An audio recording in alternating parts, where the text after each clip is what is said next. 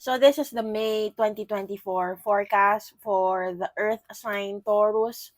Only take what resonates and leave what doesn't. You may take nothing at all. Remember that this is a collective reading, so it is always best to get a personal reading with me. To book your personal readings, please message us on our Facebook page, M's Guide Tarot Reading, on our Instagram or on our TikTok account at M's Guide. Or you can also message us here on our YouTube account or our YouTube channel, M's Guide Tarot Reading. So the theme for the month of May for the Earth sign Taurus is pain. And this is all about experiencing pain. So baka makaranas kayo ng mga masasakit na mga bagay emotionally, physically, mentally, or spiritually. But remember, with pain also comes lessons that you will be learning. And hindi mo kailangang damdamin. Yes, it will be hard for you kasi masakit nga eh, pain eh. Pero isipin mo na lang na merong silver lining or may katumbas din tong pain. Palaging yin and yang yan. So, kapag may pain, parang ang opposite niyan is feeling well or happiness. So, kapag na-experience mo na yung pain, after experiencing the pain, you will be experiencing relief. So, take this theme with a grain of salt. Always remember that with pain, after experiencing pain, yun nga, you will be experiencing relief. So, the first card that came out is the wheel. And the wheel is all about unexpected changes that will be happening this month of May for the Earth sign Taurus. And ang sinasabi dito, with the Seven of Cups in the reverse and the King of Wands in the reverse, mukhang merong masculine energy na manggugulo sa inyo or medyo magulo ang isip nitong masculine energy na ito. At parang nagpa-power trip itong masculine energy na to. It might be a fire sign. You might be dealing with a fire sign, Aries, Leo, or Sagittarius.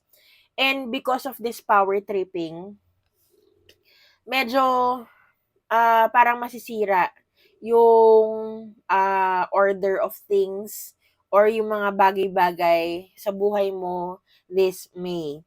And it will make you feel unsafe and fearful of this situation. Parang mapapaisip ka, am I safe?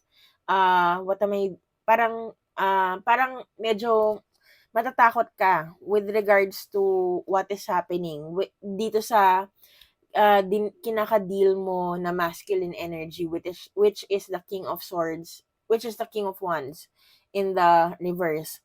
And mawawalan ka ng stability kasi nga there is fear na mangyayari or parang matatakot ka dahil parang pinaglalaruan ka or parang pinagpa-power tripan ka. It might be a coworker that you will be dealing with, or it might be a romantic partner na marirealize mo ay parang ginagaslight ka or pinapahirapan ka.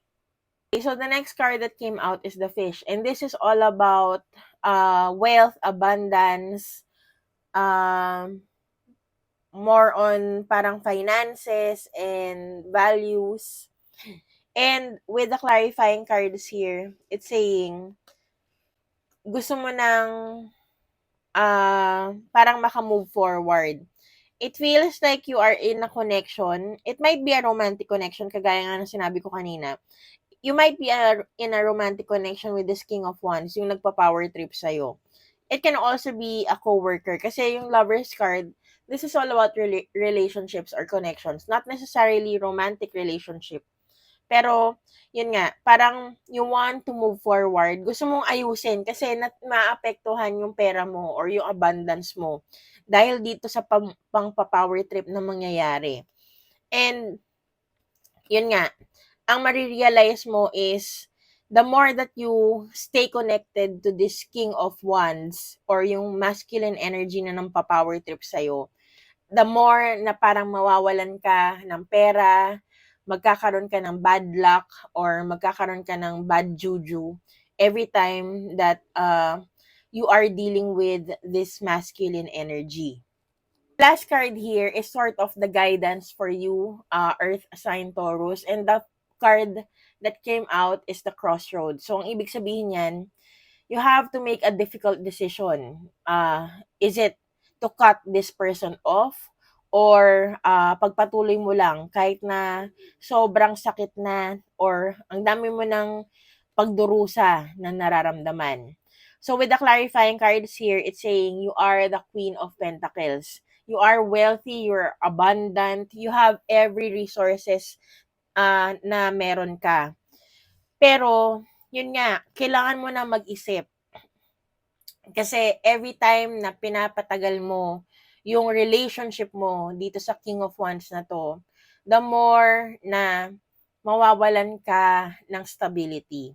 So, with the Knight of Cups and the Star card in the reverse, ang sinasabi dito, if you are in a romantic relationship with this King of Wands, isipin mo, mahal mo pa ba tong taong to or wala ka ng pagmamahal sa kanya? Ano ang uunahin mo? Yung taong pakiramdam mo nawawalan ka ng pagmamahal para sa kanya, or yung pangarap mo? Ano yung mas importante? Ano yung mas mabigat? Love na parang nagfe-fade na, or yung pangarap mo na gusto mong matupad? And it's saying here, in order for you to gain balance or regain the balance back, before you try to make any decision, you have to think of all the options possible. So, think of all the scenarios.